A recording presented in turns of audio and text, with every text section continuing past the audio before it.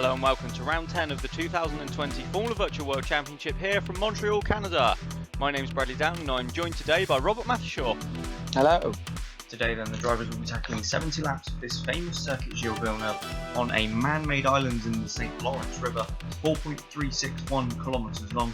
Olin Inman holds the lap record back from 2016, but it was Enrique Ruiz when driving for Franklin who won here last year.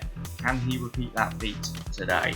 Let's take a look through the grid then as they line up. It's Klaas van Snelheid on pole position. For the first time in his career, the Dutchman has taken consecutive poles. Enrique Ruiz lines up alongside. There was very little between them in qualifying. It was the Dutchman who came out on top. Row 2 is Adrian Simon, the second of the Mathishaw Porsches, and Felix Perez then in the lead of the first cars. All of these top guys, most of the field are on the medium tyres. There are a few notable exceptions, as we see on row 3. Will Hoskins starts from 5th, but Nathaniel Powers down in 6th position. Couldn't hook it up in qualifying. He starts on the soft tyre and will be hoping to make a lot of ground early on that faster rubber. Just outside then on row 4, two exceptional qualifying performances. James Vazquez lines up 7th for Ingram, hoping to take strong points for really the first time this year. Sergio Alvarez on the hard tyre lines up alongside. While completing the top 10, we've got the two westwards. Puccio Giordano ahead of his teammate Carl Beckenbauer. Just outside then, and on row 6, we've got another pair of teammates, this time it's the Lopez boys, with a considerably better qualifying than last time out, and we've seen in recent races. Alar Kanga goes from 11th on the hard tyre, just ahead of his teammate Elroy Wagner. Behind them, Carson Davenport with a solid effort in qualifying for Lucas, puts his purple machine in 13th, just ahead of the Phoenix car of Thierry Zylander. Behind them, on row 8, Hunter Ryan in the lead of the Ocelots, and Jean Matson brought back down to earth somewhat after his podium last time out in Indianapolis. The Frenchman goes from 16th on the hard tyres, got a bit of a trek ahead of him today. On row 9, Johan Halverson in the lead of the North Stars. It's been a bad weekend for them, they've just not been able to hook the pace up at all. He starts alongside Marcus Thunder. While completing the top 20, we've got the second Ocelot of Dominicus Veronast, the only guy on the extra soft tyres, and the lead Franklin of Nick Addison. It'll be interesting to see how Veronast can come through the field today, if at all, on those extra soft tyres, which we expect to make several pit stops.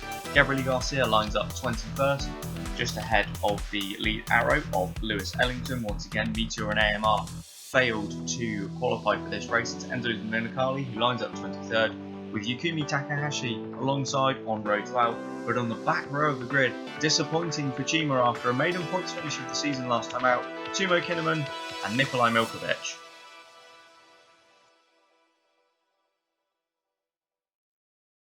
So as we go down to the grid then, it's Klaas van Snelheid in pole position on the right, Enrique Ruiz second on the left. It's a long hold. The lights go out now, we're racing in Montreal. It's a much better start from Ruiz then. You saw Klaas almost look as though he missed the lights there. Ruiz already up alongside, round the outside and into the lead at turn 1 then. Felix Perez now as well, trying to go past the pole sitter Klaas van Snelheid. Is he going to hang on around the outside of turn 2? I think he might, just about the Dutchman. But Enrique Ruiz was away like a scolded cat and he's off and gone. A massive gap back to Klaas van Snelheid in second. Perez then third ahead of Simon Hoskins and Nathaniel Powers, who on the soft tyres hasn't made up any room, as we've got Giordano and Kanga absolutely side by side and wheel to wheel as they end the first sector. Alar Kanga's going to shoot up the inside and moves into 9th place. Absolutely fantastic start there from Enrique Ruiz. Gets the jump into turn 1. I thought Perez was going to go around the outside of Van Snelheid, but the Dutchman just about managed to hold on. Yeah, absolutely. As that is the Ocelot of Dominicus Veronast then down the inside of Thierry Zylander. But yeah, what a lightning start from Ruiz. I mean, you know, scolded cat, stabbed rat, call it what you will. Ruiz was off the line like it as and he's gapped Klaas van Snelheid, although the Dutchman looks as though he's maybe starting to close that back in just a little bit towards the end of the lap then, but he's got everyone right with him.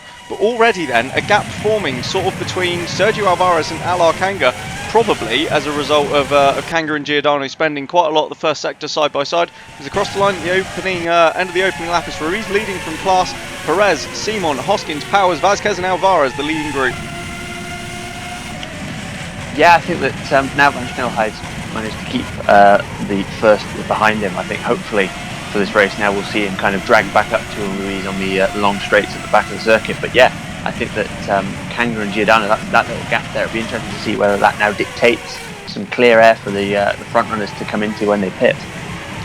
Yeah, for sure. And I think we've seen in the last few years overtaking to be fairly difficult here in Canada, which is why qualifying and from that the race start is so important. And on board with this man here, Nathaniel Powers, on the soft tyres. The entire top 5 ahead of him are on the mediums, and that will not be what he needed whatsoever.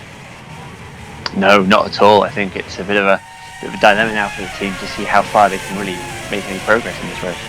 Yeah, absolutely. But Powers then is, well, he's on the back of Will Hoskins. I wouldn't say he's exactly hassling him at the moment, but I'm sure he will do what he can. As further behind, Puccio Giordano, then he was done by Al Arcanga on the opening lap, but he's absolutely not going to take that one lying down.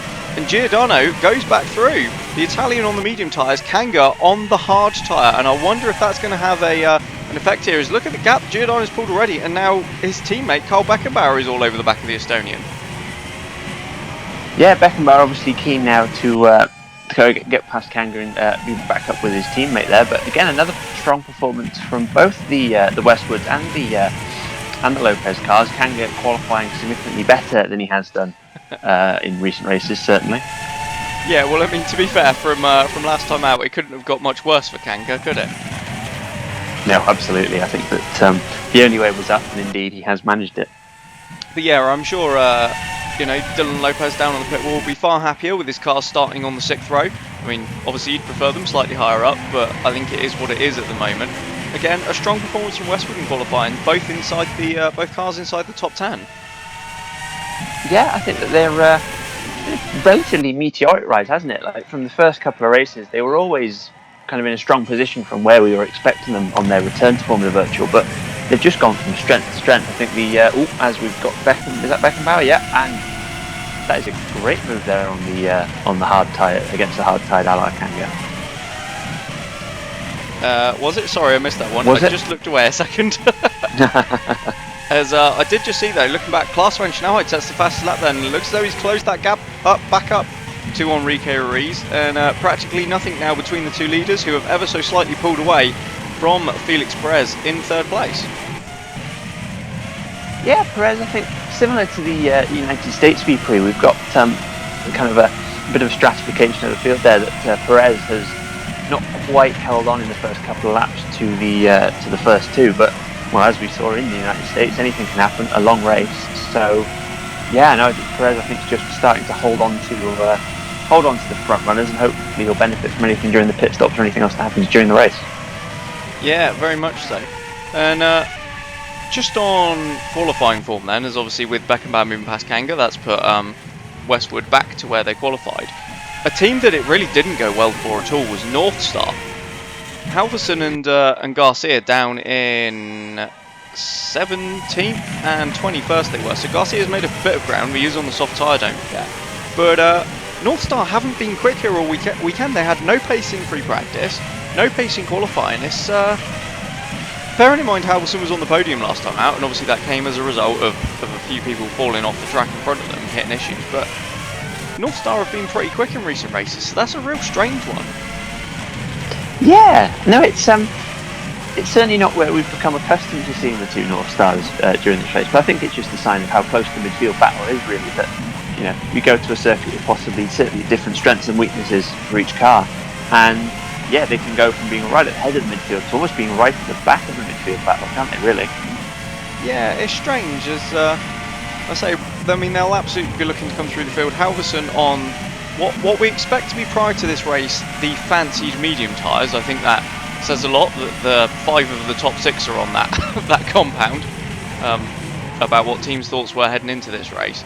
Yeah, Garcia on the soft tyre might have a slightly harder job, but it will certainly be interesting to see whether they can use their usual pace to pull through the field, or whether for some reason this year the circuit that they won at 3 years ago is just perhaps a bogey circuit for North Star. We will wait and see. Ingram as well had a strange qualifying. It seems as though they can only get one car performing well. Yeah, absolutely. It's a bit of a conundrum there for the team. But no, I think absolutely right. I think that we've certainly seen, as you say, the strategies have kind of converged at the front after a race where we did have a couple of different ideas up at the front in the United States, and indeed, some that should have been at the front ended up in the midfield, shall we say. But I think that, as you say, the strategies have kind of converged at the front after a race where we did have a couple of different ideas up at the front in the United States, and indeed some that should have been at the front ended up in the midfield, shall we say. I think everyone has taken that little bit less of a risk and have realised that if everybody ends up on the same tyre, at least then you're going to get kind of a predictable race, certainly. But I still think we're still going to see plenty of overtaking, plenty of action up at the front. It's just a question of when it comes, really. It might be a bit of a slow burner to start with this first phase of the race. Yeah, for sure. Well, I mean, they're all sticking pretty much nose to tail at the moment. The top 6 all within 2.5 seconds. They have now dropped James Vazquez ever so slightly, but Vazquez himself, he's gap in front, gap behind to Sergio Alvarez, who has been caught by Puccio Giordano, but Alvarez, I think, is on the hard tyres like Alarcanga behind, so he might have a bit of a tough job keeping Giordano back. As Klaas van Snelheid, pulls out on Ruiz into the final chicane, and it looks as though he's going to take the lead, and indeed the Dutchman does go through. Klaas van Snelheid then pulled out into the braking zone, down the inside, and through into the lead, and I certainly wasn't expecting that one. No, I don't think Enrique Ruiz was either, really, to be honest. We've got an stunning slipstream there for Van Snelheid in the Downton, and yeah, took full advantage, got the move done really nicely. Excellent pass for the lead there. Now it'll be interesting to see whether he can start to make a gap on the Brazilian.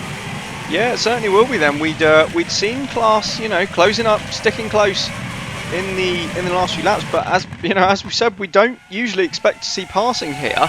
We might get the odd move if there's a significant difference in tyre compound, but between two cars that look reasonably similar in pace and on the same tyre, well, that's a brilliant move then from Klaas van Snelheid, and as you say, it'd be interesting now to see whether he can indeed pull a gap. It doesn't look as though he's really going to be able to at the moment, but it might just take a few laps for him to bed into pace as the race leader, as we're on board with Ruiz. Yeah, for sure. I think this is helping Felix Perez and, well, indeed all of the top 6 at the moment just come ever so slightly back towards the top 2. So it's almost working this first part of the race again. The first 2 almost working together and just slipstreaming each other away from the chasing pack, as Perez now within or right on the bubble to be within that second. So it's really, oh wow, that's some good racing that we're seeing in the midfield. Yeah, that was a little bit sideways there from Alarcanga then, as his teammate Elroy Wagner went through, and that is Davenport then with a late move down the inside on Alarcanga, and Kanga's, I don't know if he's got some kind of problem in that, Lopez, but he's losing places hand over fist as Davenport now goes through into 13th. And I'll tell you what as well, Zviranas just got past all of these guys because he's up to 11th. Yeah, brilliant first phase of the race there for Zviranas, up to 19th on the extra soft tyre, of course, meaning that unfortunately he's probably likely to have quite a few trips through the pit lane, but certainly indications that despite what we've seen in previous years in Canada, overtaking is very much possible, both from Zviranas and also for the crucial move that Klaas van Snelheid made to take the race lead. Yeah, absolutely. It's I'll tell you what, it'd be interesting to watch Zviranas' progress on that extra soft tyre, because well, as you say, it's not what we expected to be the favoured strategy, but we have seen soft compounds perform well at some races this year where we weren't expecting them to. And yeah, up from 19th to 11th, that's not a bad first stint, but you kind of get the feeling he'll be in the pits any lap. Mind you, he's passed Beckenbauer now and up into 10th. Zviranas is absolutely flying. Yeah, there's every indication as well, with the relatively short pit lane time for the for this circuit. It might be a strategy that seems to work a little bit better than the first indications would suggest, as everyone else is on tyres that generally 2 steps or even 3 steps harder. But yeah, Zviranas might well make this one work and surprise everybody, as he has done a couple of times this year on the softer tyres than everybody else.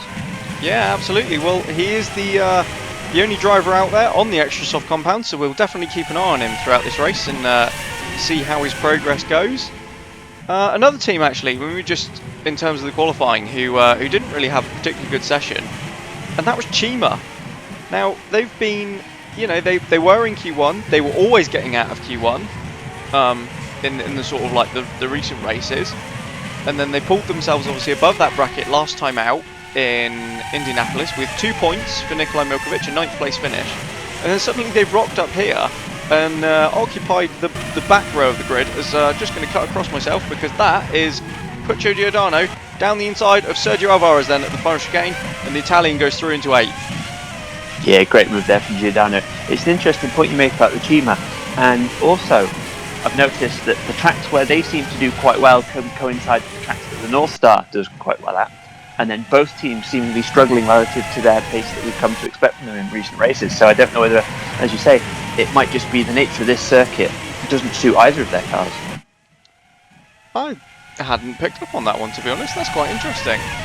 What I have just noticed with North Star, though, is that there's obviously been a few team orders down there because Garcia has gone past Halverson, and obviously the Brazilian is on a softer compound of tyre, and so they'll be looking for him to try and make some moves because he will more than likely be making more trips to the pit today.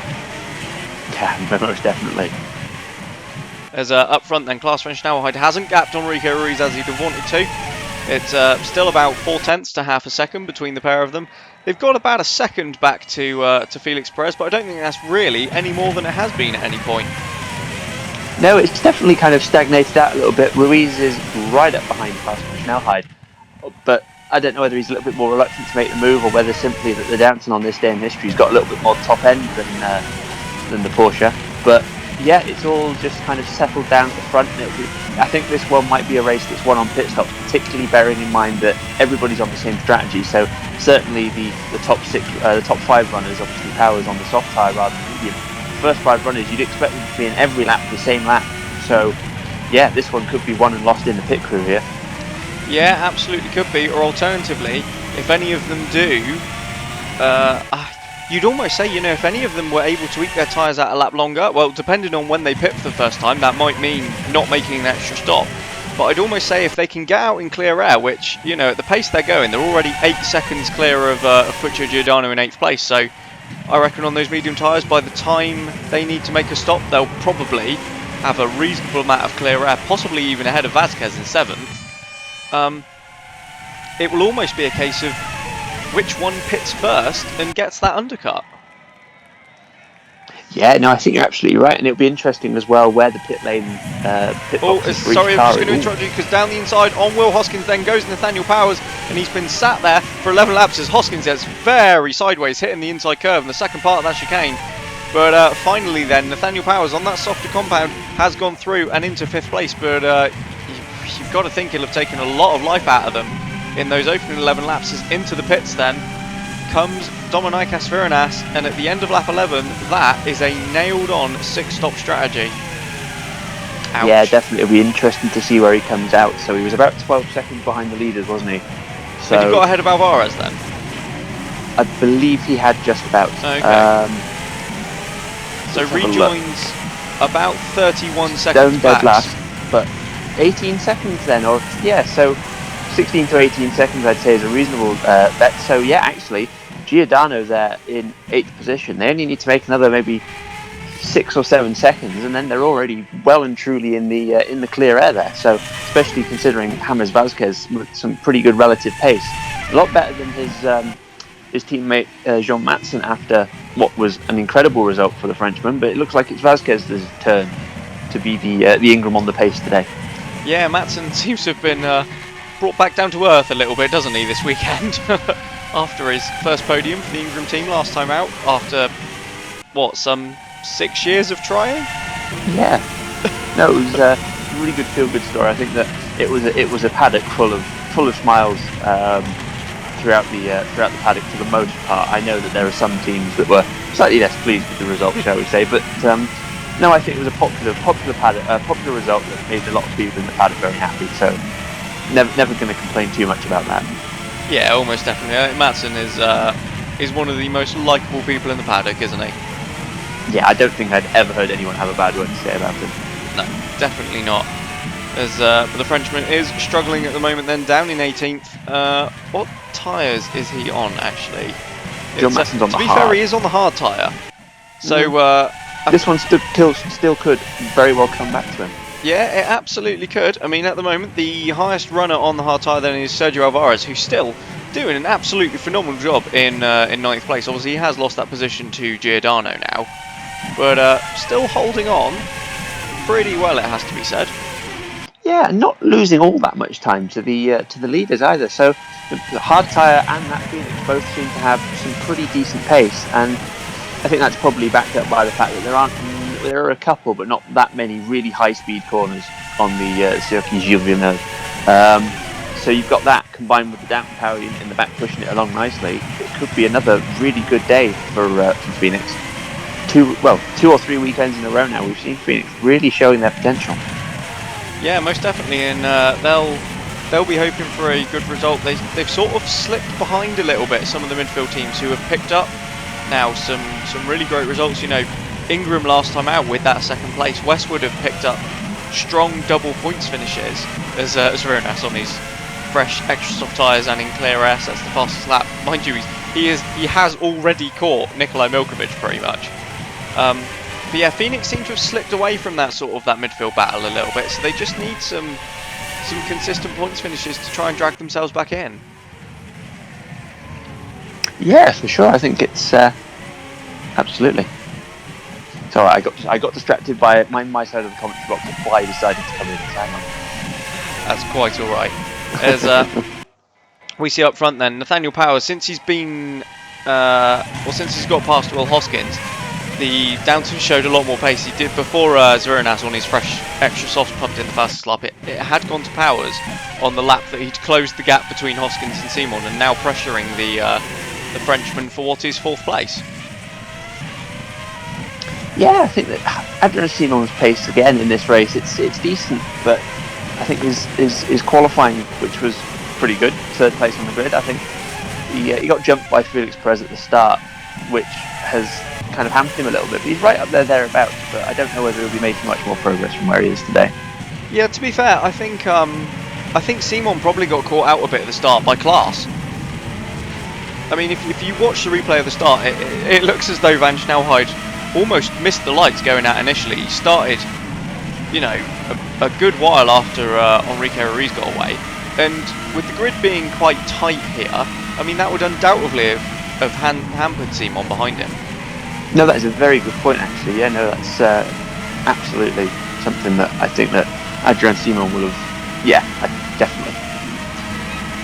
So it's okay. I've managed to open the window and coax the fly out. No flies were harmed in the making of this commentary. But if it comes back, it might be. Well, I've closed the window now. If it comes back, then I want to know how it got through the glass. I mean, these flies are clever. As that's Simon going past Perez then. So we were just talking about him, and Adrian Simon has decided he doesn't want to be sat there and fall prey to Nathaniel Powers, and he's had enough of Felix Perez and moved past the Mexican. He's into 3rd then. You can never count Adrian Simon out like I did a lap ago. But you've got to give him credit there. And another move on from the extra soft tyre for Dominicus Zviranas. So he's slowly but surely making his way back at the grid. And interestingly, since he pitted, he's made up 4 seconds on the leaders. Yeah, that's a stellar effort from Zviranas. Those extra soft tyres really are very quick. And I'm starting to wonder if maybe one of us should have considered them. Well, the problem is, I would very, very happily have considered them previously, but unfortunately, the last race we were very much caught out by going on the strategy different to everybody else, and I felt it'd be good to get some points on the board hopefully today. So let's see how this one plays out. Yeah, sure thing. As the top 2 now look as though they've broken away slightly, but this is on board with Ruiz then, who looks as though he's got a challenge on Klaas Van Snelheid down the inside of the first chicane, and Ruiz then goes through and back into the lead. Wow, I think we've it's almost a cookie cutter move there from Ruiz. Obviously saw how Van Snelheid got past him in the first place, and has kind of almost just put it straight back on him there, but I think these two as well now, obviously with Perez and Simon having their little battle and Simon getting past them, now got a little bit of a margin, probably a little bit more happy to start having a bit of give and take with each other, because they know they've now got that little buffer just in case something doesn't quite go right. Yeah, absolutely, and it just looks as though obviously Klaas has slipped back ever so slightly now. I'm just wondering if maybe he's used his tyres slightly harder in this first stint then, and that is what's given Ruiz the edge that he's just managed to show on track and go back into the lead with. But yeah, they've got about 2.5 seconds back to Simon, who is starting to gap Felix Perez now then, but Perez, I should imagine, probably defending from Powers. Yeah, no, I think the first seems to get pace in different parts of its stint on the tyres compared to others, and it makes for a fascinating battle because you kind of see them. They fall back immediately as they are using the best of the brand new rubber. As here we go, sorry, just cut across you. On board with Nathaniel Powers, then down the inside of Perez, and through into fourth he goes. And that, yeah, simple as you like, as the moves we've seen into the final chicane. Yeah, brilliant move from Powers. No matter how well or otherwise the first cars are going to use their rubber, when you've got someone behind you on one step softer and equal or better car performance, you can't really hold them back for too long. Absolutely, as Beckenbauer just showed as well there, getting past Alvarez for 9th.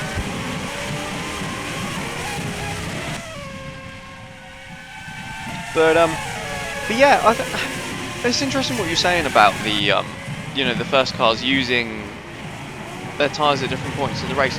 Early in the stint, they might drop back initially, but then they seem to steady out almost and run at the same pace as the Matador and Downhill, which I think most people in the paddock would agree they're probably not quite there with the top two teams on raw pace, but they do. As we say, in the middle of the stint, they do just about stick with them, but then towards the end, they seem to drop off quite a bit as well. Yeah, it's really interesting because you look at it, and I don't know whether they've got a focus on the engine power over their kind of aerodynamic efficiency. Because if their aero's lacking slightly, they can't quite get the bite of the tyre initially. But then as things level out, maybe it just kind of becomes less of an issue. And then when they just start to fall off that cliff before the pit stop. Oh, Powers pits. Oh, well, there you go. So that is the end of lap 17. End of lap 18, I think. Oh, yes, apologies. So that's end of lap 18. So what's that? 18, 36, 50 something, 54. And, yeah. So that should be a 3-stopper. That should be a 3-stop, shouldn't it? Yes. That should be a pretty perfect 3-stopper, really. Yeah, and I think he's going to come out around 12th place, 11th. So. Yeah, no, that's, so slots back in just before that massive, great big long train of cars. He's got a few in front of him, but that's not as bad as it could have gone for Nathaniel Powers. Yeah, that's pretty good indeed, actually. And we're looking at where the top guys are coming. So Adrian Simon's only going to come in a little bit in front, as will Perez, and then Hoskins behind. But Ruiz and Van Snelheid, with their battle being so close, they're going to come out right in the middle of the Beckenbauer and Alvarez battle, I think. So. That pit stop could well be crucial unless they can really make another bit of a margin before their stop. Absolutely. Nathaniel Powers then already on and all over the back of Elroy Wagner, as we can see on the timing screens. If he can clear these guys quick enough, I think Powers is going to have a great chance to go into the lead once the guys on the medians make their stops, and he'll then have some clear air to try and put a bit of distance between himself and those behind. And I think we have to look at this. Powers is only going to make 3 stops on those soft tyres. The mediums, I mean, they're not going to manage one, surely. So you've got to imagine that's going to be a 2-stopper. No, I would certainly agree with that. I think that the softs, once he gets past Wagner, which I would imagine is only going to be a matter of time, it looks like he might be held behind for another lap, at least until he gets to the chicane again. Yeah. But get past that, another little gap to Beckenbauer and Alvarez, who are also on the mediums, and it could well prove like a really fruitful strategy for Nathaniel Powers. Yeah, absolutely could, as in come the 2 Franklin boys then. And Nick Addison won't be too happy with that one. His pit crew a little bit slower, and that has put him behind his teammate Enzo Domenicali then. As, the 2 Franklins managed to go a lap longer on their tyres there. But there we go, as we were saying earlier, look at the undercut. That hasn't worked at all. Domenicali, both Domenicali and Addison were ahead of the Arrow boys, as Nathaniel Powers goes past Elroy Wagner in a very unorthodox place. That one totally caught me by surprise. Wow, that was an incredible move, and he managed to almost get half a lap ahead of schedule there on where we expected him to overtake. Yeah, brilliant effort there from the 3-time champion. But as we were saying, the 2 Franklins were some way up the road from the Arrow cars, but pitting 1 lap later, they've come out either side of them. Yeah, Domenicali not helped by the fact that his pit crew was just a little bit slower, but certainly, the margin between it was Addison. Addison, sorry. Yeah.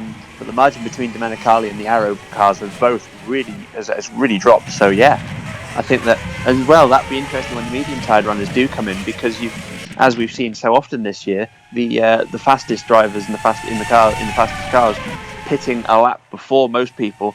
In a lot of instances, that's kind of given the midfield a bit something of an advantage relative to them. today that might be the other way around, and it might just undo their race slightly. Yeah, absolutely. Definitely one to keep an eye on then. So it'll be whoever on the medium tyres comes in first, and well, we'll wait and see how that one plays out with the top 5 then. As Nathaniel Powers now all over the back of Sergio Alvarez. He's picked off Wagner, and now he's got the Argentine to get past. I can't imagine Alvarez is going to make this one too difficult, given Phoenix are a customer of Downton. But you know, he's not just going to roll over, that's for sure. No, I'm inclined to agree that he won't put up too much of a fight. But you know, you've got to have a sporting effort. Absolutely. But I get the feeling this is going to be a move. Powers looks, pulls out, and yep, indeed, easy as you like then. Alvarez is on the hard tyres, let's not forget. Powers goes through and back up into 9th place. Interestingly, it's Carl Beckenbauer next up the road. Powers is already absolutely on the back of. Beckenbauer not pulled as far away from Alvarez as I was expecting. No, you're absolutely right. That hard tyre, it looks like a really good race tyre. In the same way that the soft, if you can get the overtakes done as Powers is trying, it looks like it could get the job done. And it's just a question of whether or not the medium is better or worse than either. I think that we've got yet another situation here where no matter what tyre you pick to an extent, as long as I think the extra soft probably would have been a step too far unless you could run away at the front. But other than that, I think we've reached a situation again where, is this a...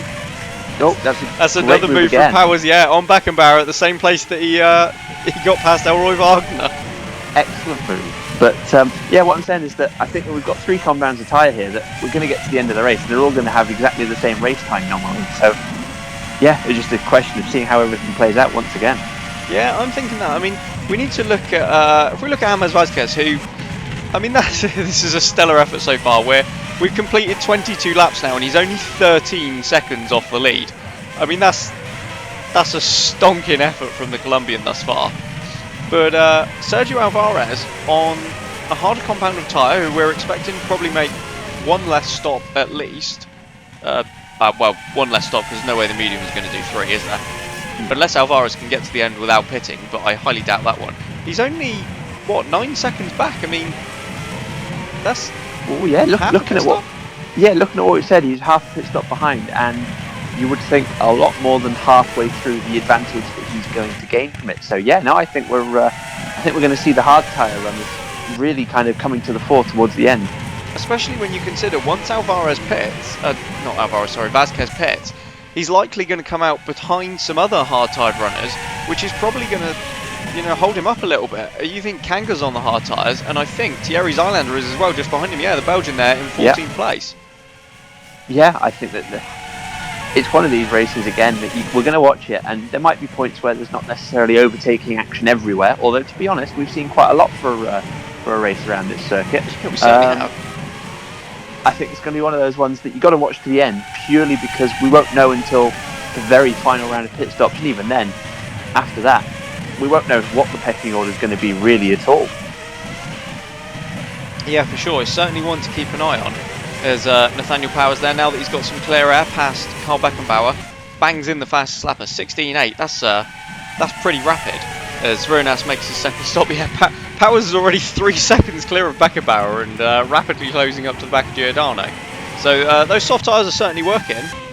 Yeah, I'll be honest, I'm surprised they're working quite so well, because the temperature's just that little bit higher than we tend to use the soft rubber. But then again, this week I actually read the weather forecast properly, so that helped.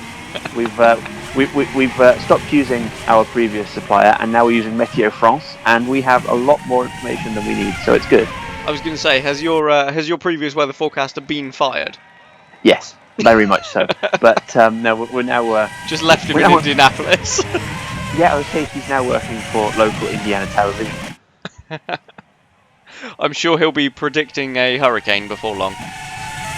Well, absolutely, but as long as we're not there when that happens, we'll be alright. And French Nelhide right on the tail of Enrique Ruiz once again. But again, that kind of almost 3-second gap there to Adrian Simon, it means that they can take a bit more of a risk, potentially. If one of them has to back out of a move and go across the final chicane when they're trying to overtake, kind of so be it. They can afford to sacrifice that tiny bit of time. So I anticipate we're going to see another move from Klaus van Snelheid any moment now.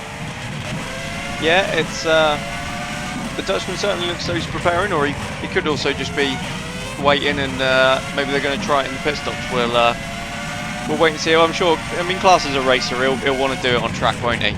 But yeah, interesting that Simon's not really falling back from the pair. He's stayed at about that 3 seconds gap. So if he can make that 3 seconds up, he'll be right there with them. Yes, very good. You can do maths. That seems like a really stupid comment now.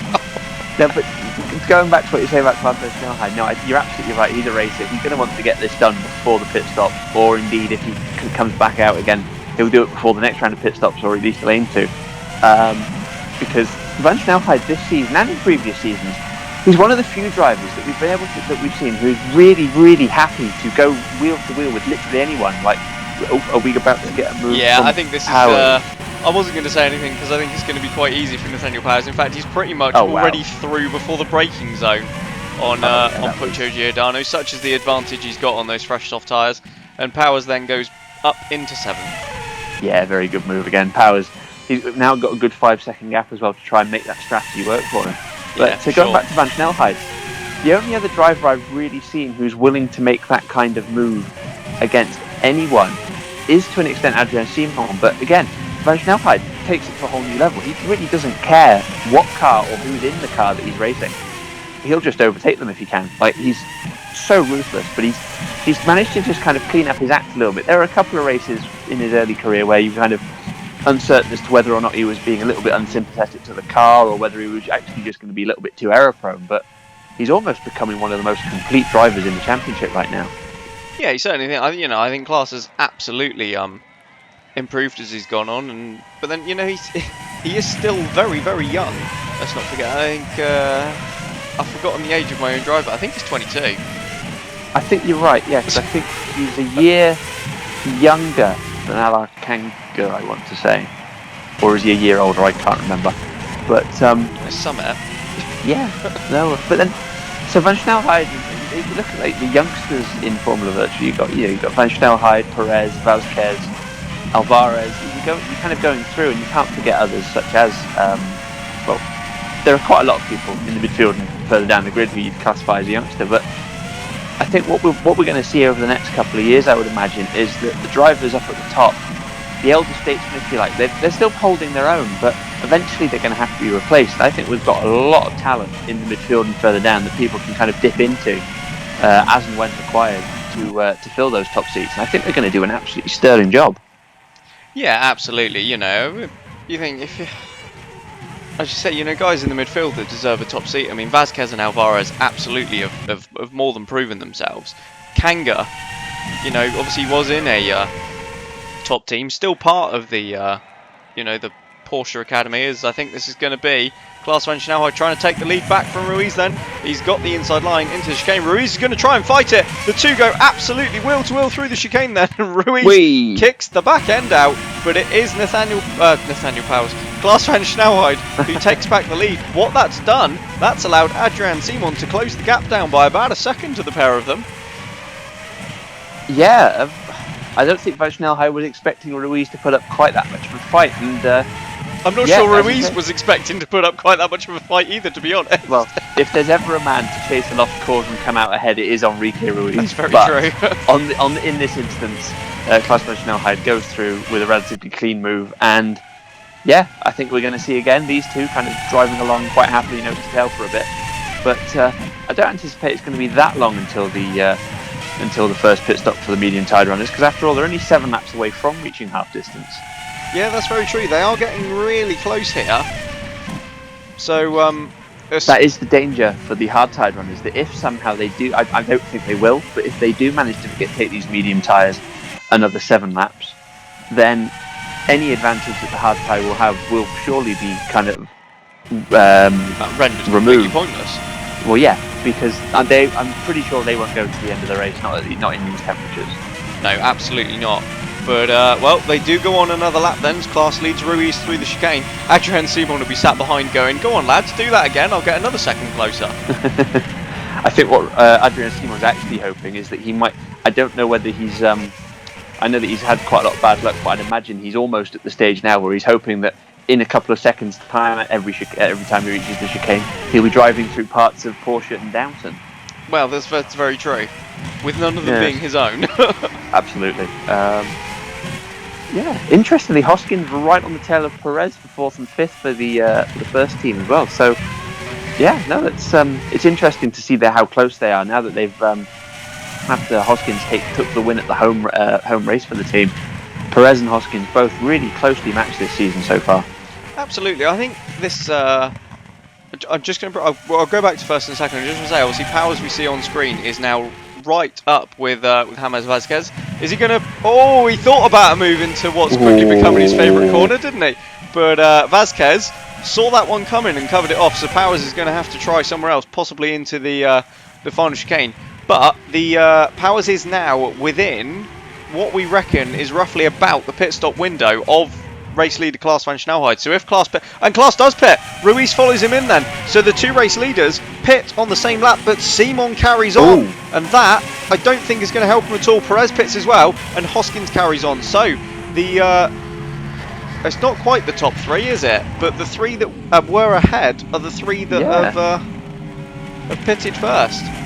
Yeah, I don't know whether because it's a relatively short pit lane, the Porsche and Porsche and first teams have just anticipated that a little bit by not pitting both cars at the same time. Although the Westwoods have done so maybe that's not quite such a concern. But yeah, and Powers ahead of all three of them, and Perez. Oh no, sorry, I thought Perez was going to fall behind Alvarez, but because of the pit exit there, he's managed to get out ahead just. But yeah, it'd be interesting to see whether or not Adrian Simon does lose out, because if he does, he's going to drop probably behind Alvarez and Elroy Wagner as well. So it could be a big problem for these guys that have gone that extra lap. Yeah, for sure. Well, I mean, this is going to give us the clearest indication as to whether there is really an undercut, isn't it? As it was a clean stop there then from both Downton and Porsche Mathieu. You know, Klaas and Ruiz in and out pretty much together. As surely Adrian Simon will dive in this time, and indeed he does then. So the Frenchman pits from the lead. Will Hoskins will undoubtedly follow him in, and in he goes.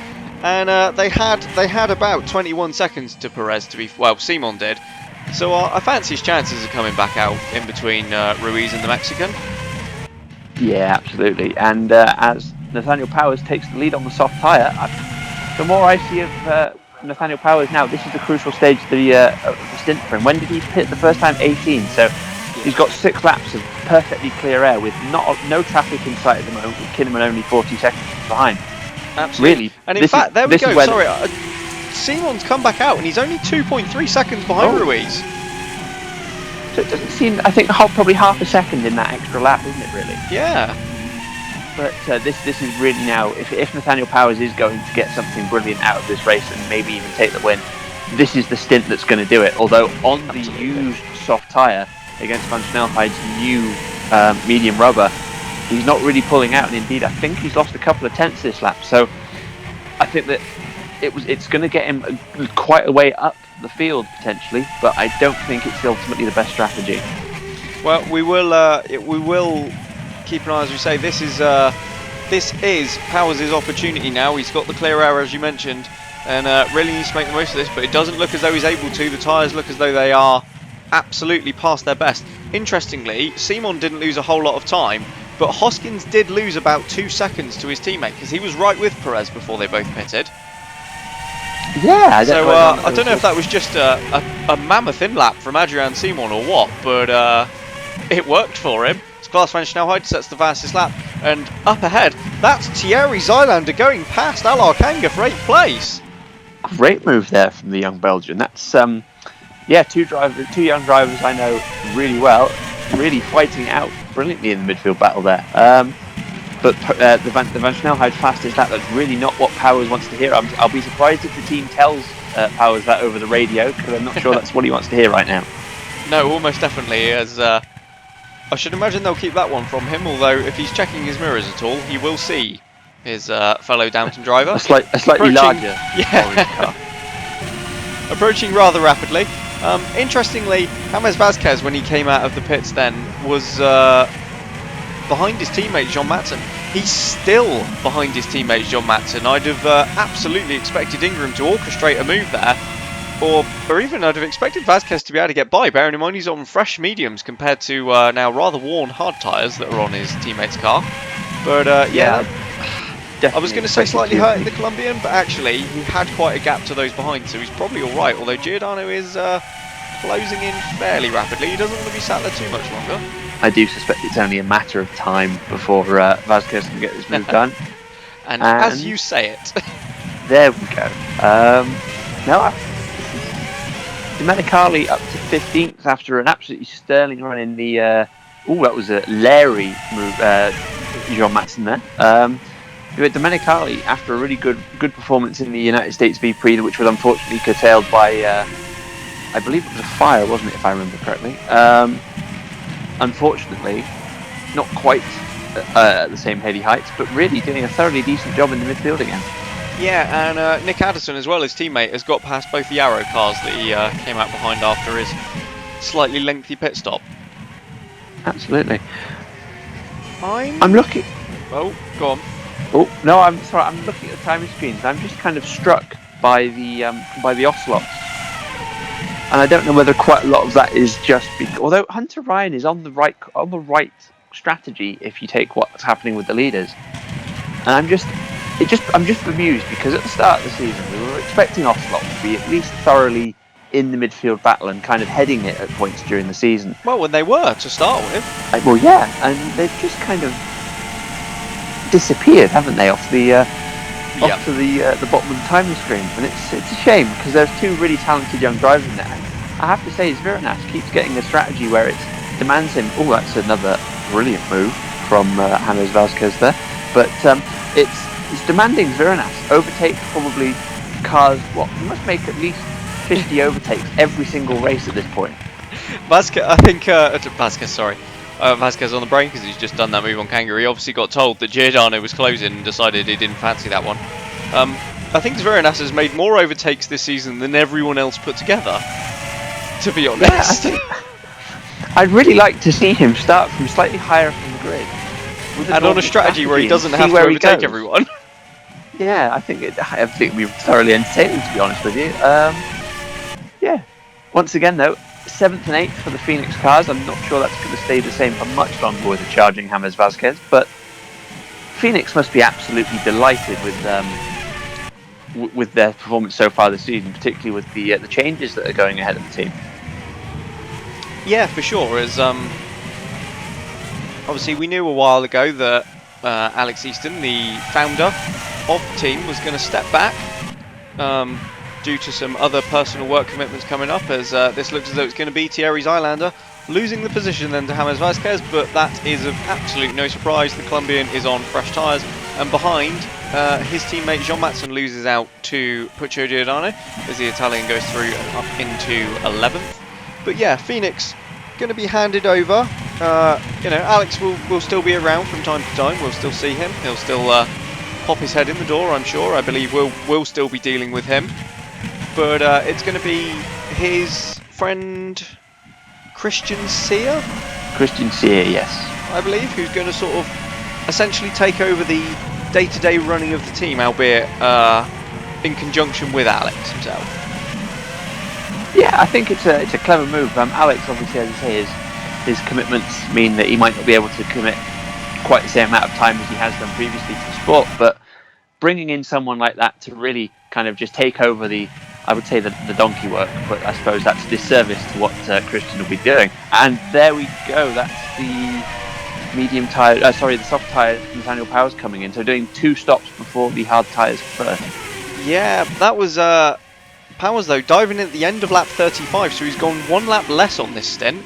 Now, he should still be absolutely fine for a 3-stop strategy, but I wonder if he just decided... I wonder if Downton have found a gap to slot him into. I don't know, Alvarez has just gone through, so they might have slightly misjudged that one, but it depends. How does he come out the pit lane? It's going to be wheel to wheel with Alvarez, and yeah, Powers does get ahead then. So I think that's what Downton were doing. They spotted the gap there and realised that he was only losing time on those worn soft tyres, and he's now got 9 seconds of clear air. Well, that's... You tell any racing driver, you going out the pit, brand new tyres, softer than everyone else's, you've got almost 10 seconds of clear air with no lap traffic whatsoever. I think Nathaniel Powers thinks all his Christmases have come at once here. Absolutely. if he can get in this stint then onto the back of Perez and Hoskins, I mean, they'll have one more stop to make and he'll be pitting at different times. I dare say he may get the undercut on them there. Yeah, I certainly think a top 4 is very possible on pace here. Yeah, for sure. Which, you know, from his, well, he's currently in the position that he started the race in. That's going to be that's a pretty good improvement. In fact, actually, I'm looking at the grid here. The top 6 are all in the order they started the race, but I'd be very surprised if they finished that way, to be honest. Yeah, for sure. It's I'll tell you what, with Powers, it will be as that is Beckenbauer going past Matson as well as someone. It was Garcia on the soft tyres diving into the pits. But yeah, I think, you know, once Downton had seen qualifying, and obviously Powers struggled a bit yesterday in the session, only ended up 6th. Would have expected to be ahead of at least the 2 first cars, I should imagine. But it didn't quite come together. And then once the tyre choices were revealed and everyone in front of him was on the medium tyres, I should imagine both Powers and Downton's hearts would have absolutely sunk, realising that, you know, a track that prior to delay has been a little bit tricky to overtake on, and suddenly, if they were going to get anywhere, they had to overtake. But then I suppose, you know, if he'd have been on the medium tyres, what are the chances? I think you'd have just imagined he would have followed them round and finished in 6th, probably. Because overtaking a car that's roughly the same pace on the same compounded tyre is incredibly difficult. No, I think you've hit the nail on the head there. I think that particularly, obviously, the difficulty is you pick your strategy before you qualify, so you don't know where you're going to end up. But at the same time, you know that even if you're in any of the top 3 teams at the moment, you know there's a risk that you're going to be 6th out of 6 of the top 6, if you like. Yeah. Which is a very complicated way of saying it, but you know what I mean. You know that there is a risk that you're going to be behind 5 other drivers. So if you can make the softer compound work, it's infinitely better than just doing the same as everybody else and finishing behind them. So it's a strategy that seems to work very well. Well, we saw it at the beginning of the year. Sorry to cut across you. We've got a car in the Wall of Champions then, and that is, I think that's Nikolai Milkovic then. It looks like a Chima. Oh, hang on, is it? No, it's Timo. No, it is Milkovic then. So the Russian who scored points for Chima, their first of the year, last time out, as all the leaders, that's going to catch them out. But I think they've just about got away with that. Might lose a little bit of time. Goodness me. But yeah, so Nikolai Milkovic then, who scored Chima's first points of the campaign last time out with 9th place in Indianapolis, is out of this one and in the wall at the final chicane. And we've got cars slowing down over the start-finish line. Oh, there's a Lucas there as well. There's a Lucas parked on the start-finish straight, and that's Marcus Thunder. So Thunder's out as well. I wonder if those two have come together. I think you might be right. We've got a replay then. On board with Johan Halverson. So Halverson has braked far too late and hit Milkovic. And Thunder then has come down the inside and found 2 cars blocking his way. Had absolutely nowhere to go. And driven Milkovic into the wall, it looks like. Yeah, there we go. A little bit of a bounce there as well. And they've just connected then as the 2 cars came out of the incident. It was only there that both of the rear wheels came off. I did wonder how Milkovic would end up in the Wall of Champions backwards, but with the wheel facing the track that's off. Let's say, but no surprise when he's been bulldozed into such a position by Marcus Thunder. Yeah, for sure. And well, that's disappointing for Thunder. Lucas were they actually? Lucas started this race really quite well, but it seems to have fallen apart a little bit. Yeah, I think Thunder and Milkovic today weren't really going to be troubling the points or even the upper positions in the midfield, but it's certainly it's not the best way to end your race and then the North American leg of the calendar. No, absolutely not. I'll tell you what was a surprise though, and that was Halverson making a mistake. That is a very good point. He's probably been the most consistent driver on the grid. He absolutely has. That is incredibly uncharacteristic then from the Dane. In fairness, Milkovic and Thunder were... No, not Milkovic and Thunder. Milkovic was side by side with another car. And I do wonder whether or not there was just, the slightest early braking manoeuvre from both of them to try and get through the chicane side by side. Milkovic and Halverson was just caught unawares. Yeah, very possibly, but it looked the rate, the closing speed on Milkovic from Halverson was rapid. It looked as though he left it not just late, but as though he kind of forgot the brake pedal existed. No, that's very true. I was also wondering whether or not that he was on the hard tyre or something. He was actually going into the pits, but which would explain the speed differential. But no, he's on the mediums, but he did pit in the end because of the severe damage to his car. But he's come out a lap down. Yeah, so he'd have needed a new front wing there, wouldn't he? What lap did the guys on the mediums actually pit first time round? Oh no, that's a good question. It was just lap thinking, 30. We've got 30 to go here. So he might just get away with it.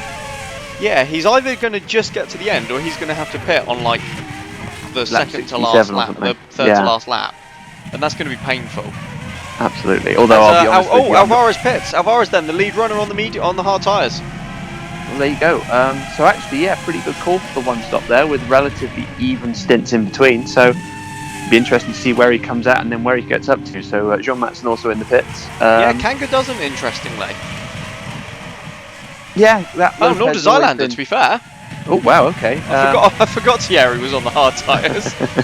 I think there are quite a few teams with pit boxes close to each other for this round, and with the tight pit lane, I think they have just been a little bit more pragmatic of cars blocking each other from the same team. So I think that's just what we're seeing, and as we saw with Adrian Simon, it didn't make a massive difference, and what it does mean now is that their stint lengths can be the same for the rest of the race, because in the hard tide run it doesn't really matter, but for reason Simon in particular, and Perez and Hoskins, they can run now the same equal length stints for the rest of the race, because they'll always be at one lap apart.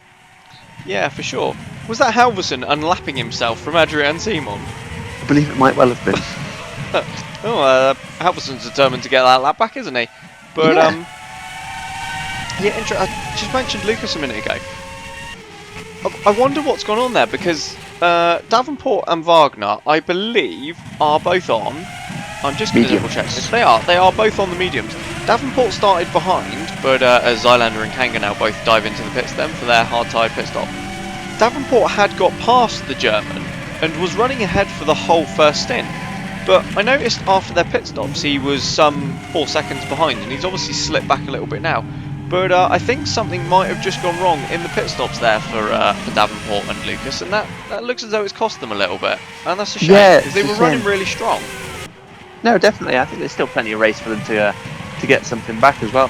Just a quick comment on the actual pit entry here. I've been watching cars going into that pit entry for 20 years now. Every time I think someone's just had a brake failure. Yeah. And it never stops. Absolutely. Yeah, I've always thought the same. As Kanga then gets out just ahead of Jean Matson, so Matson pitted a lap earlier, and there is some kind of undercut here, depending on how much clear air you get. And he nearly made it work, did the Frenchman, but not quite. Thierry Zylander a couple of seconds up the road, only 8 seconds back from his teammate. To be fair, bearing in mind Zylander seems as though he's been stuck behind someone most of today, that's a solid effort from the Belgian. No, couldn't agree more. Looking up at the front, we mentioned it earlier on and wondered whether it would happen. Nathaniel Powers, right on the back now, near 1.5 seconds behind Felix Perez, having had a gap of 6 or 7, in fact it was 9 seconds earlier, wasn't it? And only one of those seconds has been Perez falling back. So Powers well in the mix again to challenge the first cars. And to be honest with you, he's well within a pit stop for everyone else ahead of him. So it just remains to be seen where he's going to pop out, really. Yeah, it certainly does. At what point did Hoskins get past Perez? I have no idea. I didn't see that until it already happened. No, I think we've missed that one. But yeah, at some point on track, Will Hoskins has gone through and is up now into 4th place, then ahead of his teammate. Yeah, that's a solid effort. Bearing in mind he lost 2 seconds in the pit stops by pitting a lap later. Yeah, no, sterling effort. I think he's on a high after the last race, and it's showing really. He's absolutely on the pace. Yeah, for sure. What was it? His first win since 2016? Yeah, I think if you take the podium and take the cumulative most days since last being on the podium and added them all together, I think you've got an extremely large number. Yeah, probably is. I think it's probably also one of the older podiums we've ever had. Both Hoskins and Matson, they're not exactly spring chickens. Yeah, they're in Halverson's their- not that old, but yeah, early to mid 30s, and then Halverson 28 or something. I want to say. yeah, something like that. He's getting towards 30, isn't he? Yeah, so mature podium. That's always good to see. Yes, it was the guys who'd been around the longest that managed to stick it out last time. No, it is amazing though how often you do see that though. That you've got you have the normal races where everyone's kind of more equal, but then once you get to the crazy races like we had towards the end of in the United States, it's the old hands that kind of just slowly creep their way forwards and show how their level-headedness really can make the difference to a team. Yeah, most definitely. Is that 58 or 85 on Ruiz's car? It's 58 Okay. because Ruiz has 58 and then Adrian Simon has 59, which is so 59 is the iconic Brumos Racing number, and then sometimes when they ran two cars they had 58 and 59. So weirdly, the higher number is the kind of the main car. Not dissimilar to how when we run 21 and 22, the first driver always goes in the 22 just for sheer sentimentality, really. Duly noted. I think the people that do the entry list need to remember that one. Yeah, absolutely. I will always remind them. No, it's the second race we've ran the Brumos tribute. It is a beautiful livery. We're very proud of how it's come out. I think that this is certainly a better race for it than it had the first time. We were worried that it was slightly jinxed after the United States, but no, I think that we'll. I wouldn't say anything later. There are 25 laps to go. That is a very, very good point. But I think what we'll do is we'll go back to the Coca-Cola livery for the remainder of the season, with the possible exception of we might bring it out again depending on popular demand, that sort of thing. But no, it's something that we're always keen to do, to have kind of special liveries, commemorate a bit of Porsche's history, but also teams. There's no reason we won't bring something out that's relative to the history of Mothershore technology as well over the next couple of seasons. We want to see it again. It's a beautiful car. Well, we might bring it back to Mexico, another North American round. We'll do that, and then where's the final race of the season this year? It's got to be Brazil. It's always Brazil. Well, depending on how the rest of the season goes, we might bring something out nice there as well. Beautiful. We'll look forwards to that one, I'm sure. As what are we on to now then? Lap 46. We've got Klaas van Schnelheid leading from Enrique Ruiz. The pair of them, about half a second between them, as there has pretty much been for the entire race. 46 laps, because to be honest, they pitted at the same time. I don't think there's been a second between them for the entire race so far. No, I don't. It's there is absolutely nothing to split the pair of them, and that is absolutely brilliant. We've got Adrian Simon about just over 3 seconds further back, who has relapped Johan Halverson now and is keeping the Dane at bay. Will Hoskins and Felix Perez are some 6 seconds further behind in the two first cars, with Nathaniel Powers on the soft tyres right behind them, but seemingly unable at the moment to do anything about it. Yeah, I think Perez is almost too close to Hoskins to allow Powers to do anything, which is certainly a good team strategy if you can make it work. Yeah, for sure. Powers will be, when did he last pit? Lap 35, and it's about, 17, 18 laps? Yes. So we're pitting in 4 laps time, I would anticipate. Yeah, 4 or 5 laps. Yeah. We'll be expecting to see Powers in. It's about a 16 to 18 second pit stop, so it looks as though he'll probably slot into the gap between Vasquez and Giordano. That leaves him a fairly reasonable amount of clear air to gain some time on the two firsts before they make their final stop, and he's not going to have to gain a lot of time at all, bearing in mind he is that close to them. Yeah, absolutely. I think we're seeing that it's these different strategies. I think they will work a little bit. Ruiz is behind Simon. Ruiz, there he is on screen. Enrique Ruiz is slow then. Down the back straight, Simon goes through into second, and Ruiz is slow, and into the pits then. It's a problem for the Brazilian. Oh no. Terrible luck once again for Ruiz. Oh god. He made it back to the pits though, so it'll be interesting to see whether it's something that they can at least fix and try and bring back out, but I don't anticipate him coming out again.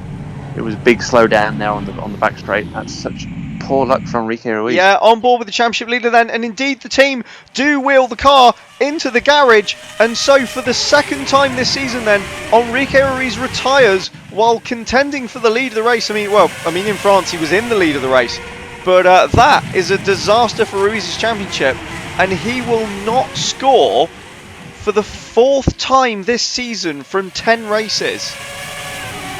Oh, that is just heartbreaking for the Brazilian and for the whole team. Really, that's just the reliability is something that we've had to work on really hard. I don't want to speculate because we'll have the engineers looking at it now to see what's happened and see whether there's anything that we can do to mitigate against it happening to Adrian Simon's car. But 40% of the races he's competed in this year, he's had a retirement, and that's just gut wrenching there. No, I think it's only the second time he's retired. Well, I see what you mean, but failed to score. Yeah. But that's actually really disappointing, because him and Klaas were having a brilliant scrap between the pair of them. Obviously, it's not like they've been going past one another every lap, but they've been performing a few overtakes on each other and having a great little battle. And I expect Klaas will be sat there now. He'll be happy that he's not got to defend from anyone. But I think there'll be, as we mentioned earlier, there's a racer in that Dutchman, and he's lost his playmate now. No, absolutely. I think it's a shame for everybody involved. But one person does stand to benefit if Powers can indeed make this work against the first cars. He's now suddenly looking at a podium, so could be an absolutely outstanding race for Downton in the championship standings. Yeah, certainly could be, and I'll tell you what, that would be a... I think if you'd have offered him that at the start of the day, when he was sat there on the grid on the soft tyres with 5 in front of him on the mediums, he'd have snapped your hand off at a podium. No, you're absolutely right. Another person that I suppose does stand to gain a little bit is at least Adrian Simon to his teammate in the standings. I think if Enrique Ruiz has had terrible luck this year, then I don't think there are words to describe what has happened for Adrian Simon's season so far I think this is year. the only one that comes close. I don't think that covers it. But it's such a shame there for Enrique Ruiz. What was I saying about this livery bringing bad luck?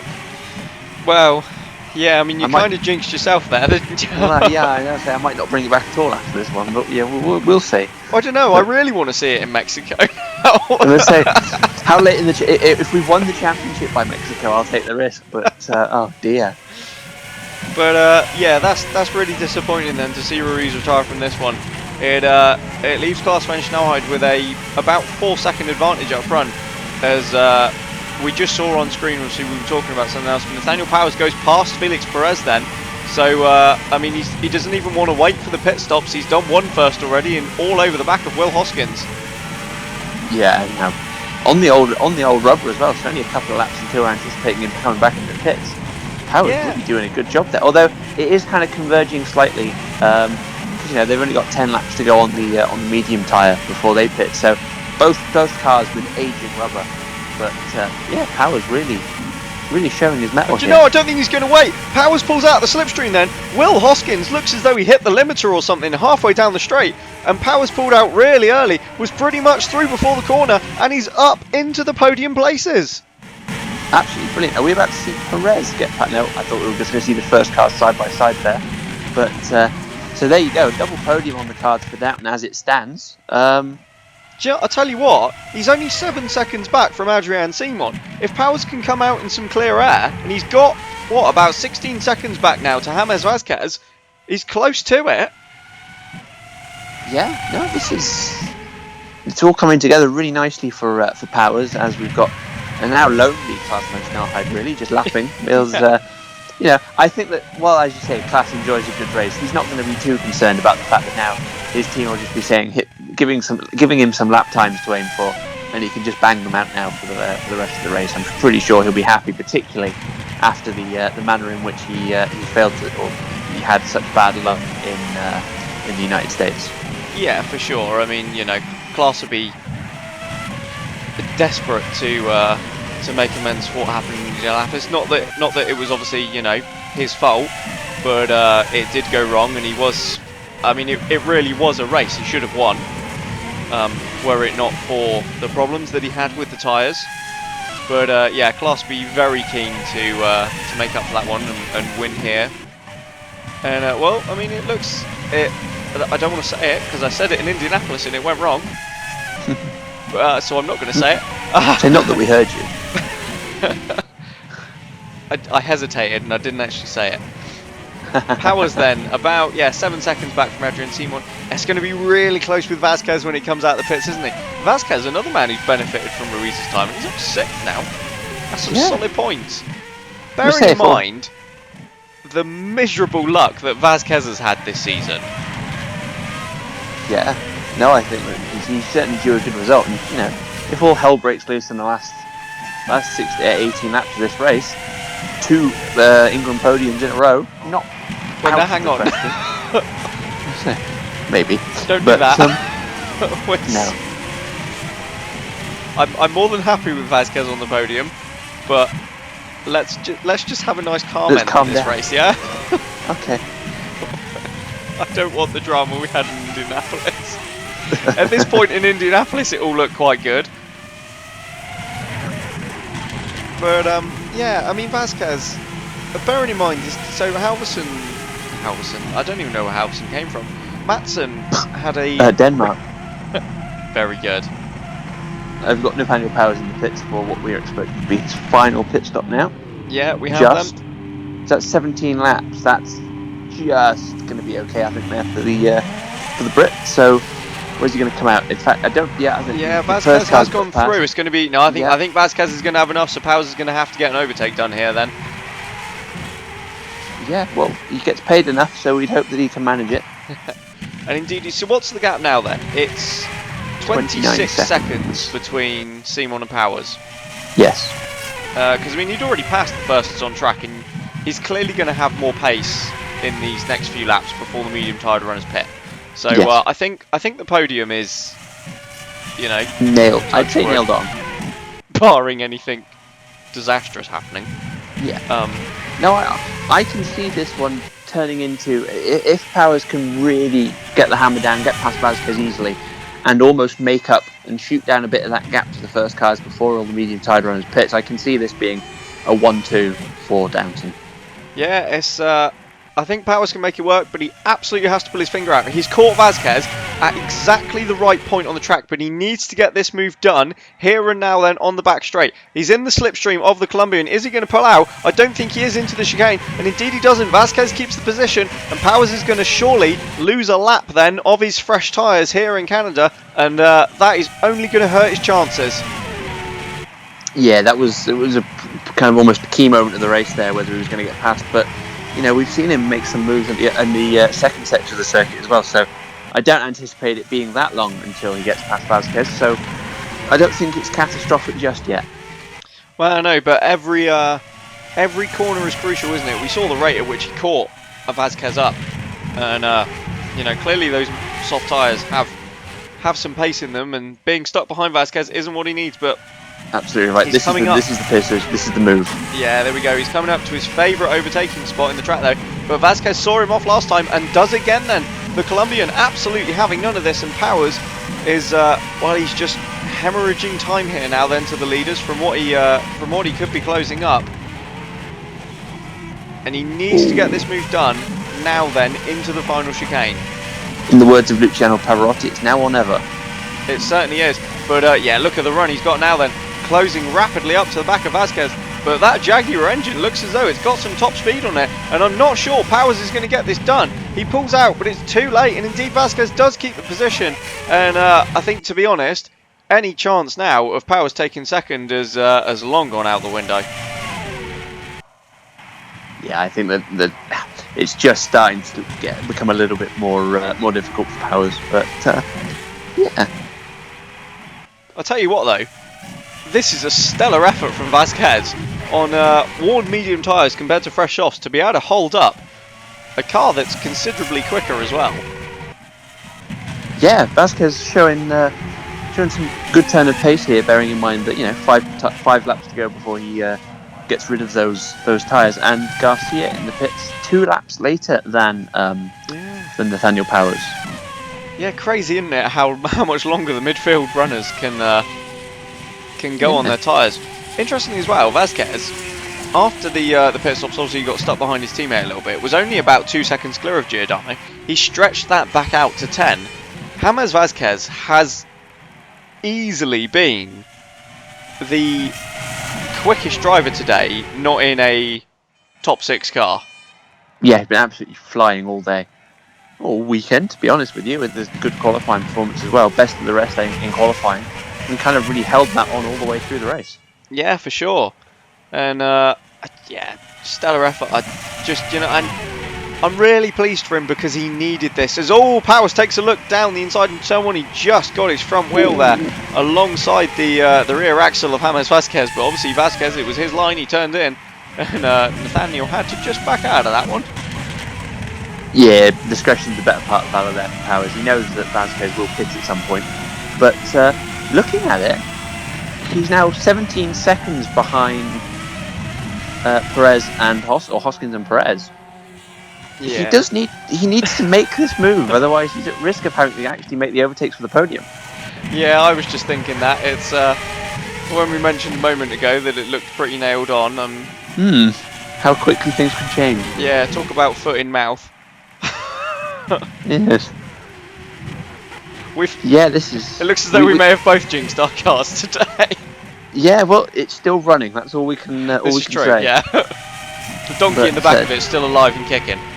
Yeah, I think we did expect. We've seen Powers make a couple of good moves, as indeed his teammate has, and we thought that Downton powertrain and the car itself was going to be a relatively easy overtake to make against James Vasquez. But yeah, no, he's done a brilliant job, and that Jaguar engine has proven to be relatively good compared to everything else in the field. We've seen it in the towards the back of the grid with the arrow as well. It's certainly no pushover in a straight line.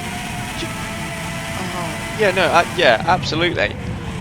I'm just wondering here. I just noticed when Powers came out the pits, he was about 2 seconds ahead of Giordano and 2 behind Vasquez, which would have put the gap between them at 4 seconds. Well, it's now 10. I'm just wondering if Powers is pushing Vasquez on, and Vasquez has kind of found a gear that he didn't expect didn't have previously. Yeah, well, you do see that Vasquez was in air all on his own. If you're pushing your own air with nobody around you, it's a bit more. It can, obviously, when you're in the car behind, you get the turbulence for the high-speed corners. But as we see, Klaus Schnellheim making his final pit stop, and so Adrian Simon hasn't pitted again. It'd be interesting to see whether he can manage to go. Oh, be interesting to see whether or not Simon can go in, a couple of laps longer based on the first stint as well. So interesting there. But yeah, Vasquez, now that he's kind of in a train with Powers, the only really aero-critical parts of the circuit are the straights. So you get 2 cars in a row. You see it at different circuits. You see it in different disciplines that you get 2 cars in a straight line, and they will go faster than 1 car on their own. So maybe you're right. Maybe it's just been that opportunity that Vasquez needed to really push on and get some speed into a car. Yeah, for sure. But as I was saying, I'm really pleased for him. He needs a good result. Vasquez only picked up 1 point so far this season, and that was in Germany a couple of races ago. He absolutely should have had far more. He's had a lot of bad luck as the Colombian, but this is, as we say, very much a result he needed.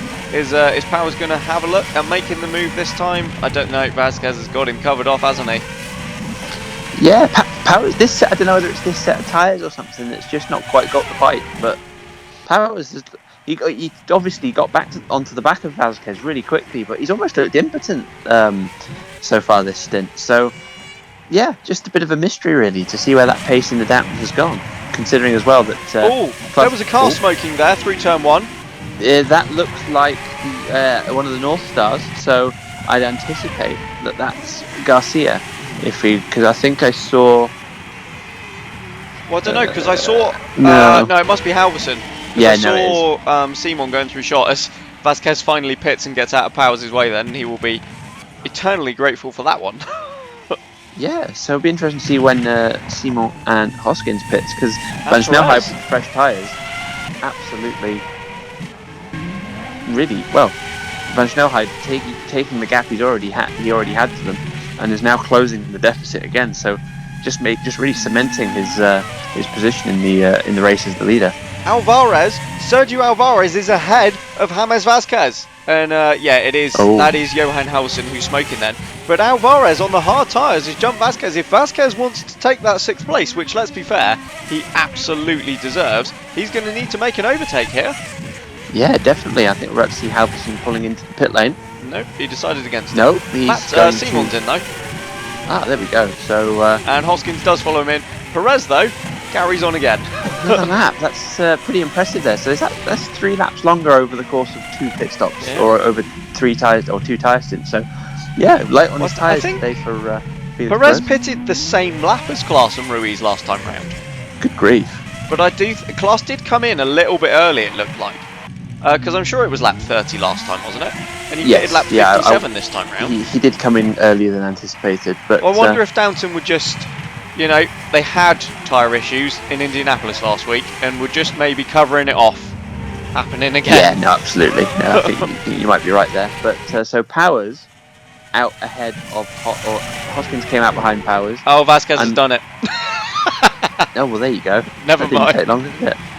But and Perez, who is set to pit, I think Perez will come out behind Powers relatively comfortably as well. So I think the podium for Powers is very much on here. Actually, after us going, is it not?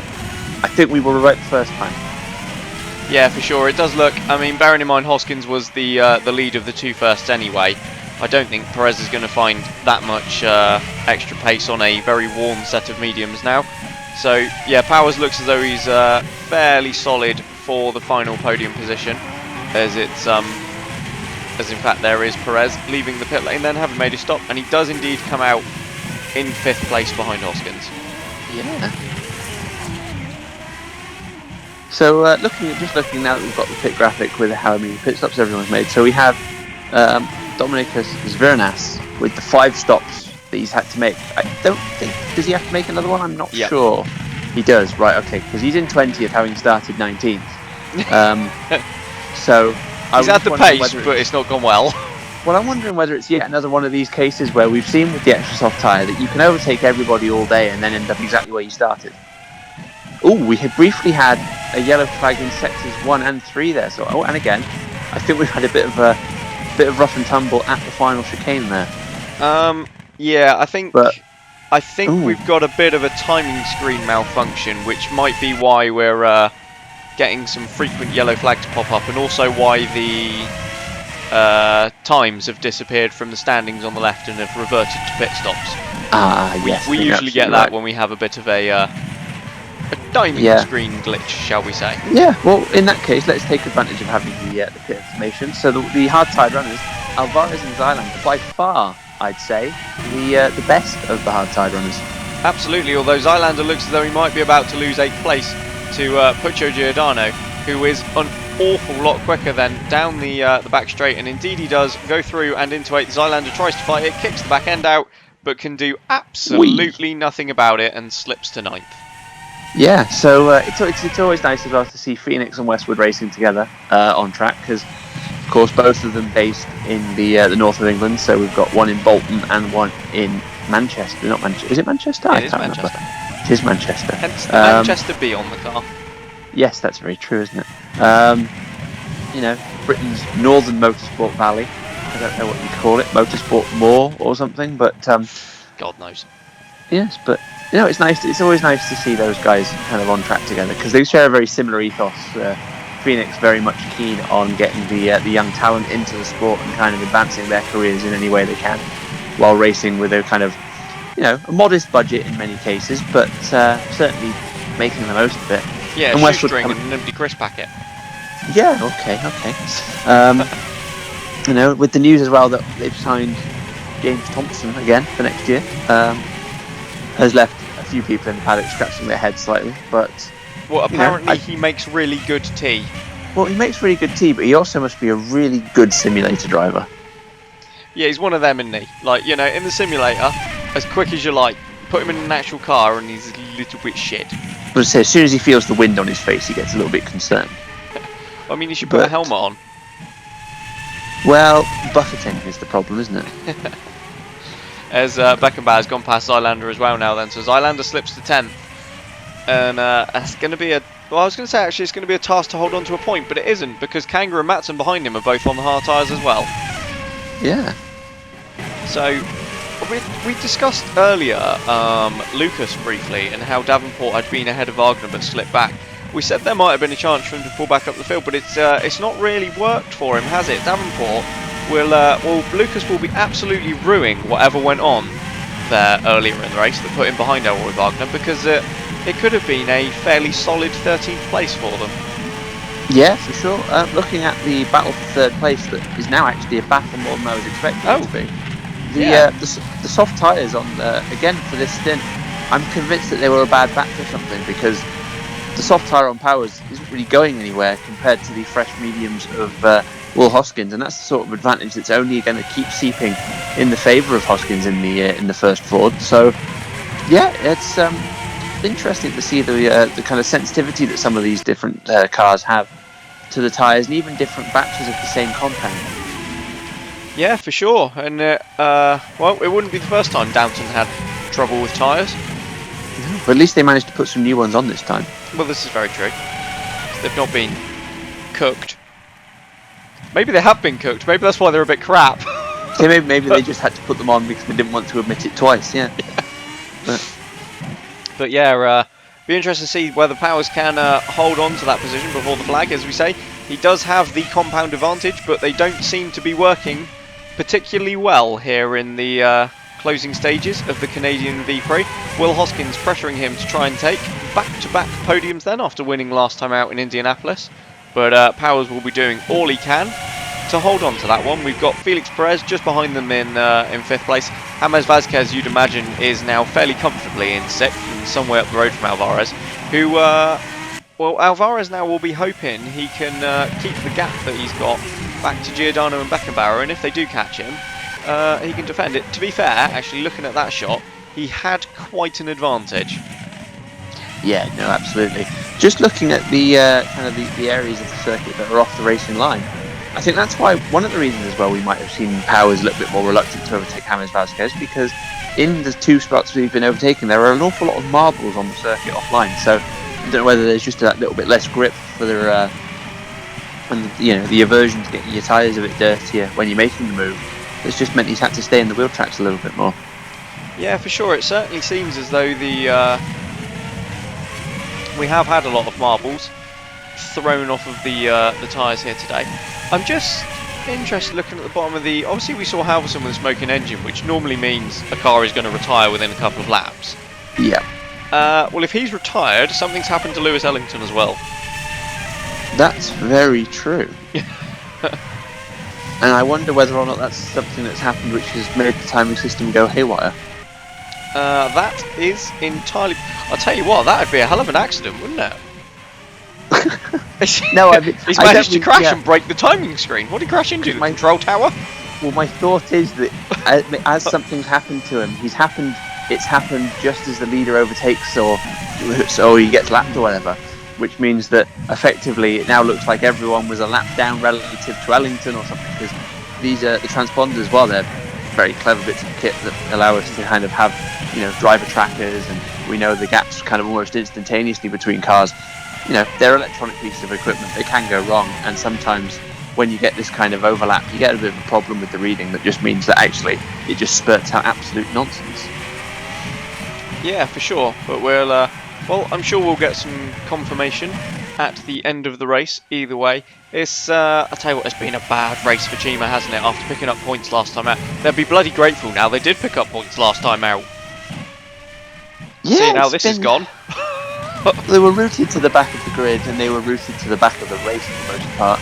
Milkovic ended up in the Ball of Champions, and Kinnaman appears to be one of the last runners of the race. So he has just got past Takahashi. He has, yes. Small mercies and all that. Absolutely. I think it's always nice to see Tumo Kinnaman making a move on someone, although we didn't see it. You know what I mean?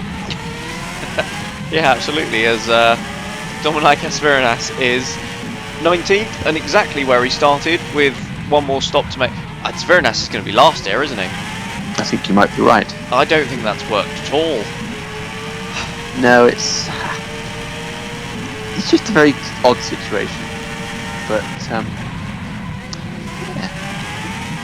I tell you what though, it's we've had. I mean, let's be fair. We've had far more racing than I think either of us expected coming into this one.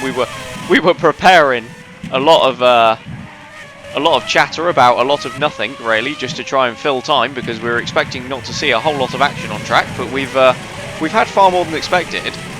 And yet, interestingly, with the exception of Powers, pretty much the top 9 are going to finish where they started, bar the one position they've gained for Ruiz's retirement. No, you're absolutely right. We were very much expecting today's session in the commentary box to be something akin to Test match special on a rain delay, but no, we've had action. We've had action through all day throughout the field. But yeah, sometimes this is just how it happens, isn't it? It's that everybody has a slightly different strategy idea, and they all converge at the end. And I think it's a surefire way to provide good racing. Whereas even if you end up with the same result that you started with, you've seen a lot of action along the way, and there's a lot of jeopardy for everybody involved. Yeah, for sure. Even after, I mean, how long have we been running tyre comp plans now? When did it start? Was it 2016, the first year that we had? Yeah. Tyre compounds. So this is the 5th year that we've had tyre compounds. They've changed slightly in the meantime. Don't get me wrong, but you know, I think the fact that even now they can still throw out races. Clearly, the fact that you know there were 26 cars on the grid and not all of them were on the same tyre shows that we still as teams have no idea what the best compound is from race weekend to race weekend, and they still produce phenomenal racing. Tyres are one of the best things we've ever done in Formula Virtual. Yeah, well, using tyres is always providing an advantage over the bare metal, but well, this is true. You are absolutely right. And it's not just the fact that we don't know which is the best, it's the fact that many weekends we come to a circuit not only not knowing which is the best, but there is no best. Every single tyre has their kind of compromises.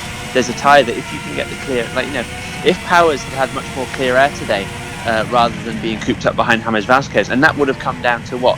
A second in the stint prior to his pit stop. Oh, at that point, you're looking at a completely different race result today. There would almost be a threat that Powers was going to win this one. So it comes down to the race and how it plays out itself, rather than just picking a tyre, going, okay, we're going to look at the weather, we're going to find out what's going on with the temperatures on the track. Let's pick a tyre. There's strategy involved beyond that. It's the idea that early in the season, if you knew you had clear air up front, like the Porsches did in a few of the races, you can afford to go an awful lot softer than other drivers, because you know you can make use of that clear air. But then if you're cooped up, we've seen today with Dominicus Virenaz, he's had the pace, he's had brilliant pace, and he's had an awful lot of good overtaking moves that he's completed. But when you've got so much traffic in front of you, you just can't make it work. And it's the difference in strategy between the front of the grid and the back of the grid that's really been the key to this tyre formula being a success. Yeah, absolutely. I mean, you just, you know, smash that explanation really. but yeah, I think, you know, I mean, just looking at Powers on those soft tyres, obviously he lost a lot of time just now stuck behind Vasquez. He lost a lot of time in the first stint as well because he only started down in 6th. But I dare say, if Powers had started on pole on that tyre, he probably would have won. Oh, he'd have been off in the distance. Comfortably. Absolutely. But as it is, Klaas van Snelheid on the last lap, take it away. Yeah, do you know, I'm not going to speak until he goes over the finish line, because it just, no, I will. Round the hairpin then comes the Dutchman, and yeah, Klaas will be. He's only got one chicane to go now. I don't think an awful lot he's going to put it on the wall of champions, isn't he? Oh God, no. But yeah, no. Klaas van Snelheid, he needed this after what happened in Indianapolis last week. It was really unfortunate for the Dutchman. He had a battle pretty much race long with Enrique Ruiz. There was only half a second between them until the Brazilian's retirement, but Klaas held on, and the Dutchman takes his first win of 2020 then. Klaas van Snelheid wins the Canadian V-Prix. Adrian Simon salvages second place, and I think he'll be fairly relieved with that one. He takes some significant points out of his teammate. Nathaniel Powers will be probably even more pleased. Starting 6th, I'm not sure he could have expected a podium, but he does come home in 3rd place then, holding off just at the end Will Hoskins. Felix Perez takes 5th, but I dare say it's going to be the man behind him almost, this driver of the day. Klaas did brilliantly up front, but he had Ruiz with him. But James Vasquez then across the line in 6th place, and that was a phenomenal drive from the Colombian. This man as well, Sergio Alvarez, he's absolutely made those hard tyres work, comfortably held on ahead of the Westwood pair, and will take 7th with Giordano 8th and Beckenbauer 9th. And Thierry Zylander then is going to pick up the final point. But yeah, Klaas van Snelheid, he started on pole in Indianapolis. As we've said, he should have won there, but he didn't. There were issues, and he slipped back. He did salvage a point, but only just. But yeah, Klaas needed this one, and this will really close up the Drivers' Championship now with Ruiz's retirement.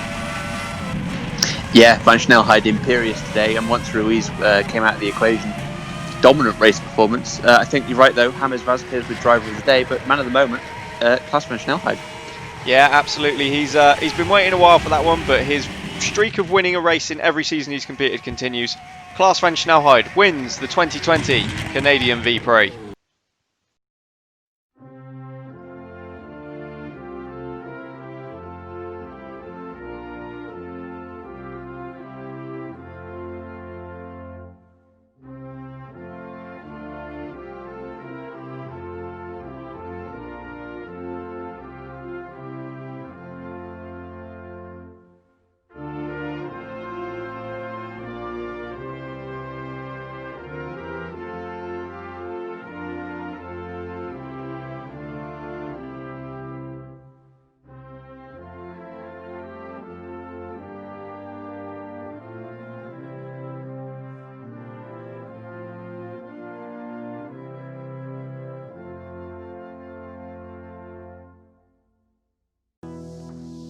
So there we have it then. Klaas van Snelheid holds on for his maiden win of 2020.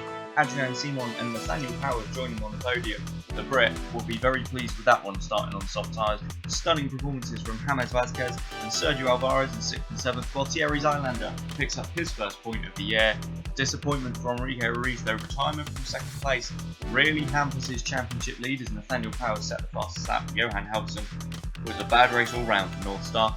In the championship, well, for the first time since the second round this year, it is not Ruiz leading the way. Nathaniel Powers takes over at the top, 2 points ahead of Ruiz. Klaas moves up to 3rd, but we've got 5 drivers, it includes Hoskins and Felix Perez, within a win of the lead of the championship then. I'm not entirely sure it's ever been this close at this stage of the championship. Further back, James Vasquez and Thierry Zylander both making ground in the championship with points finishes today, as Enzo Dominicali moves past Felix Baer towards the bottom. And in the Constructors' Championship, down to extend their lead at the top, is now 31 points over Mattishaw, but there is just 1 point between Mattishaw Porsche and first for 2nd place. Much closer than I think anyone expected. The midfield closes up as well in the battle for 4th. So that's all for my race here today in Montreal. So from me and Rob, thank you for joining us, and we'll see you next time for round 11 from Sakhir, Bahrain.